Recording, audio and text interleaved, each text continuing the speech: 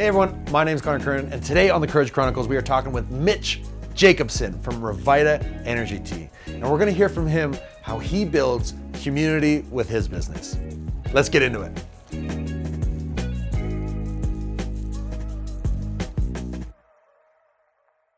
Hi there, my name is Curran, and I'm one of the co-owners of Local Laundry.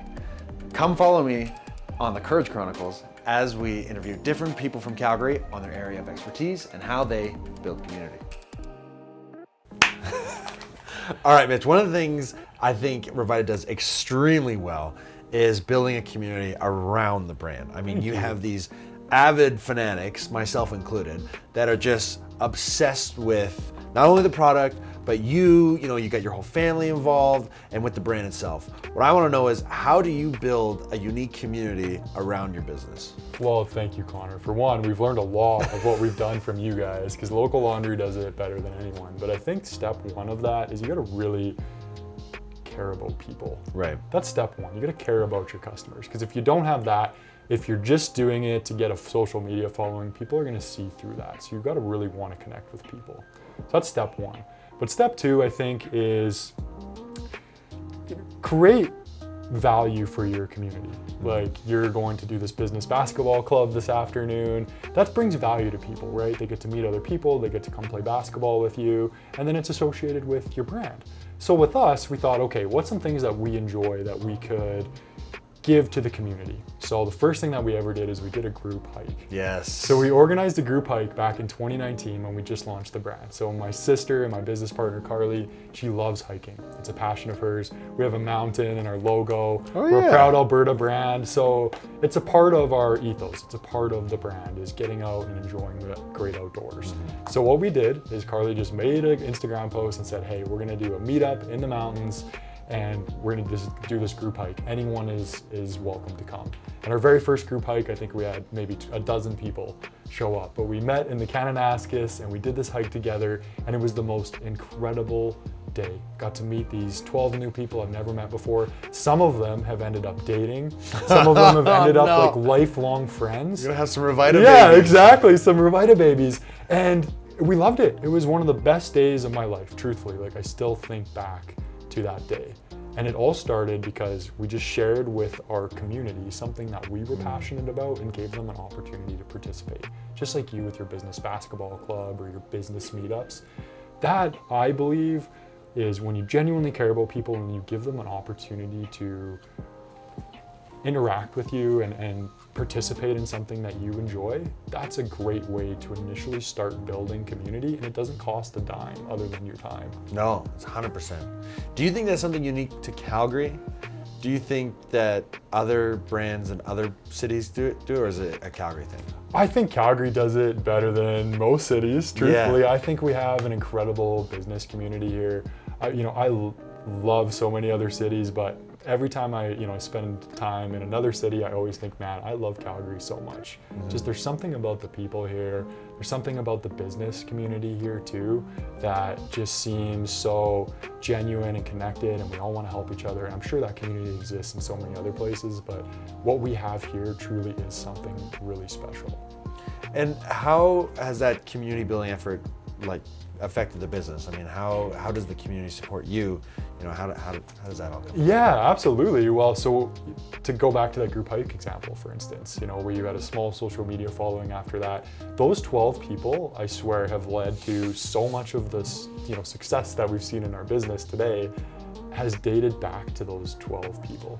Because they go and tell their friends, introduce them to the brand, then it creates this word of mouth, and their friends are telling their friends, and it creates this snowball effect where at the beginning it didn't seem like we were making a lot of progress with doing a lot of these things that were very time intensive, but once that's compounded over the course of years, and that word of mouth has the opportunity to spread, it's amazing what a following you can build. I think when I look at Local Laundry, right, all of the sacrifice that you guys have done, all of the giving you've done, all the events, all of the charity work, I'm sure there was times at the beginning where you're like, is this worth it? It's great to give back, but there also does have to be some kind of business benefit. Because at the end of the day, right, we have to be able to pay our bills. And I believe it's that compound effect. It creates word of mouth, it creates connections that over the course of years really is what creates a great brand. And you did a lot of stuff at the beginning that, to foster that community. Like one of the things that we would always love is every order you'd have handwritten notes, Yes. like personalized, not just like, hey, thanks for the order. You'd like write out our names, like do a little drawing, and like very personal. And you would hand deliver stuff. Absolutely. Like how those little things kind of help. And how do you keep those as you grow and scale? Great question. So the best business advice I ever got, and I still come back to it all the time, is when you're first starting your business, just find one customer and then turn them into two. And the way that you turn them into two is you go above and beyond to create an amazing experience for them where they feel obligated to tell a friend.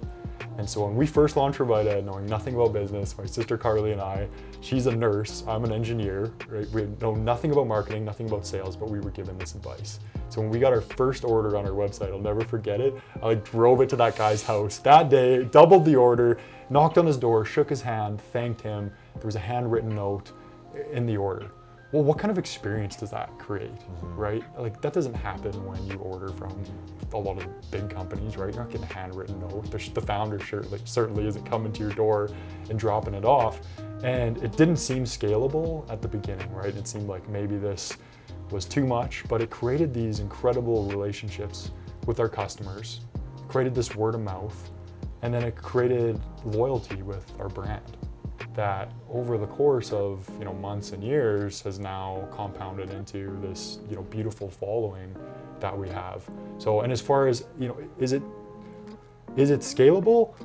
You might think that a handwritten note isn't scalable, but we've baked it into our business model from the very beginning. So even when we were doing 3 orders a week, we were doing it, but we just kept that up now. So we might be doing 100 orders or hundreds of orders in a week. We're still writing a handwritten note. And we do a customized video for every first-time order now too. Wow. Which we actually got the idea from Tyler at Devon. Yeah. So shout out to our good friend Tyler. We stole that idea too. It's an amazing, And it does a few things. One, it's the right thing to do because you're thanking someone for supporting your business, which I think is really important. You're showing gratitude. I think you're telling the universe that you want more of that, right? You're grateful for it. But 2, it creates a friendship and a loyalty with your customer so that 1, if they have a great experience and they like the product, they're going to tell a lot of people. And 2, maybe if the product isn't for them or something gets screwed up in shipping or something goes wrong, they're not going to blast you. They know that your intentions are right, and then it gives you an opportunity to fix it. So I love that aspect of it too. Absolutely. And then finally, Mitch, where can people find you to go support and join this awesome community? Yeah, thank you, Connor. So Rviita.com, RVIITA.com is where you can find our products. We're most active on Instagram, so our group hikes and all of that usually gets announced through our Instagram and our email list. And of course, we're on LinkedIn and TikTok as well. Awesome. Well, thanks, Mitch, for coming down. Connor, really pumped to be a part of that community. Really appreciate it. Thanks so much. A big thank you for watching the Courage Chronicles. If you need information or you want to be a guest on the show, or you know someone who would want to be a good guest on the show, click that link down below or check out YYC Calgary Business or localhonor.ca. Thanks so much. Hope you have a great day. Bye for now.